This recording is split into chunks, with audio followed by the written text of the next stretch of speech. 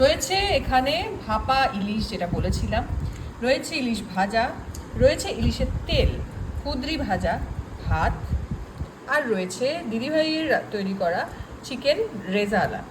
যথারীতি মানে কোনো কথা শুনতে চাইনি, সৌরভ শুনতে চেয়েছে। না, কি কি কি আমি শুরু করে দিই খাওয়া।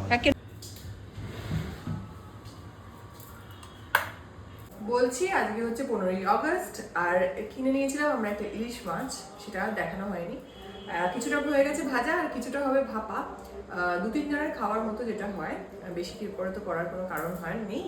তো ইলিশ মাছ 15ই আগস্ট, আর আজকে আমার মায়ের জন্মদিনও, তাই ভাবলাম ছুটির দিন যখন এই রান্নাটা করা যেতেই পারে। তো সেক্ষেত্রে আমরা করলাম। হ্যাঁ, মানে আমাকে এরকম লাগছে কারণ আমরা রান্নাঘরে খুব একটা সেজেগুজে থাকি না। তো এখানে 3টে ইলিশ মাছ আছে, আর এটাকে আমরা জাস্ট ম্যারিনেট করে নেবো। করে বাকি কি করে করছি, খুব সহজ এটা, সবাই তোমরা জানো হয়তো, যারা জানো না তারা আমার থেকে ছোট ভাই বোনেরা, তারা চটপট এটা করে নিতে পারো চটজলদি, যদি তোমাদের ইলিশ মাছ খেতে ইচ্ছে হয়। চলো দেখে নিই। এখানে দিয়ে দিয়েছি ইলিশ মাছ, একদম খুব সুন্দর আমরা পেয়েছি এই ইলিশ মাছটা। তো কিছুটা ভাজা করেছি যথারীতি, আর কিছুটা ভাপা। এর মধ্যে নুন আর হলুদ আর একটু লঙ্কার গুঁড়ো দিয়ে ভালোভাবে ম্যারিনেট করে নিতে হবে। যদি মনে করেন লঙ্কার গুঁড়োটা অ্যাভয়েড করবেন, আমার মনে হয় অ্যাভয়েড করাই ভালো, সেক্ষেত্রে শুধু হলুদ আর নুন দিয়ে করতে পারেন। তো আমি যেহেতু লঙ্কার গুঁড়ো জেনারেলি খাই না, তাই আজকে একটা স্পেশাল ডে, তাই জন্য একটু দিয়েই ম্যারিনেশনটা করে রাখলাম। 3 পিস মাছ হয়েছে, ভাজা 3 পিস হয়েছে এরকম, কারণ আমরা সবাই খুব কম খাই, যা হয় আর কি, তাই জন্য খুব কম অল্প পরিমাণেই হয়েছে। তো এটা ম্যারিনেশন করে রেখে জাস্ট কি করব, পরের স্টেপটা দেখাবো, চটপট হয়ে যাবে। যে মা জন্ম দিয়েছে সেই মায়ের আজকে জন্মদিন।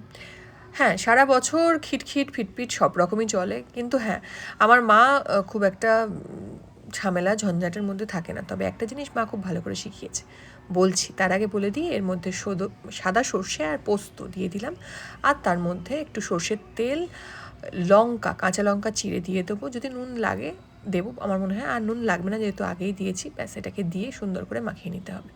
তো যেটা বলছিলাম, মা খুব ভালো করে যেটা শিখিয়েছে সেটা হচ্ছে সৎ পথে চলা, আর যদি নিজে ঠিক থাকো সেখানে আপোষ না করা। সেই জিনিসটা আজও এগিয়ে নিয়ে চলছি। তবে হ্যাঁ, একটা জিনিস ঠিক, মা খুব মাথা ঠান্ডার মানুষ, আমি অতটা মাথা ঠান্ডা নয়। অন্যায় দেখলে আমি ভীষণভাবে প্রতিবাদ করতে চাই। তবে ইদানিং মানুষের যা মনোবৃত্তি দেখেছি, আমি চেষ্টা করি প্রতিবাদটা একটু কম করার, তবে যেখানে করার ঠিক করি, যেভাবে করার। হয়তো প্রতিবাদের ভাষা আমার চেঞ্জ হয়েছে, তবে প্রতিবাদী মনোভাব, অসৎদের কিভাবে বোঝাতে হয় এবং সৎ পথে কীভাবে চলতে হয়, সেই সবটাই আমি নিজের মতো করে করে থাকি। যাই হোক, ভালো করে সর্ষে আর কাঁচা লঙ্কা দিয়ে দিলাম। আজকে খুব সুন্দর একটা দিন, আমাদের ইন্ডিপেন্ডেন্স ডে, এবং ভারত স্বাধীন হয়েছিল। জানি না সত্যি স্বাধীন হয়েছে কি না, তবে আজকের দিনটা দেখেছিল প্রচুর প্রচুর মানুষের রক্ত, প্রচুর বিপ্লবীদের স্যাক্রিফাইস থেকে আজকের দিনটা এসছে। তাই জন্য সবাইকে জানাই আমার তরফ থেকে স্যালিউট, বন্দে মাতরম, জয় হিন্দ। ফার্স্ট ইলিশ মাছ খাচ্ছি, এরপর আবার একটা ইলিশ মাছ মানে এর মধ্যে খাওয়ার ইচ্ছা আছে, সেদিনকে আবার একটা নতুন রেসিপি করবো। কি করবো অতি অবশ্যই কমেন্টে জানিয়ে যে কোনটা করলে ভালো হয়, কারণ ইলিশ মাছ তো এই 2বার বা 3বারই খাই পুরো বছরে। তো এটা হয়ে গেল, এবার আমরা দিয়ে দেবো এটাকে ঢাকনা, আর এটা এবার কড়ার মধ্যে ভাপেতে দিয়ে দেবো, জল দিয়ে তার মধ্যে বসিয়ে দেবো, আর হলে নামিয়ে তোমাদেরকে দেখাচ্ছি কেমন হয়েছে।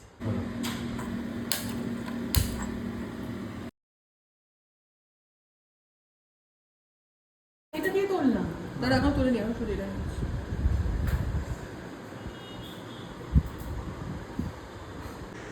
যথারীতি খেতে বসে গেছি, আর বলেছিলাম 15ই আগস্ট, আর এই আগস্টে মানে 15ই আগস্টে মা খুব ব্লেসড যে মায়ের এই দিনটায় সারা জীবন ছুটি, জন্মদিন মানেই ছুটি।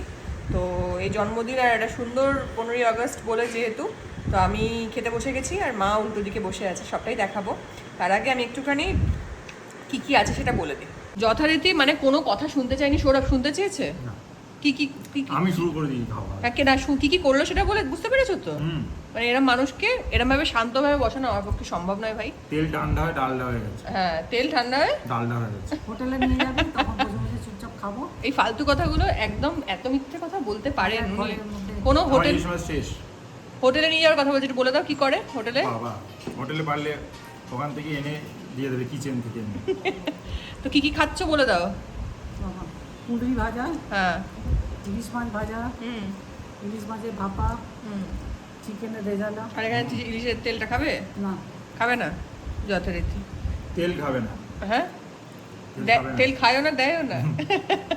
যাই হোক, জন্মদিন তো মুখে খাবারটা তুলে নাও। হয়ে গেছে জন্মদিন পালন। কি বললে একটু শুনি।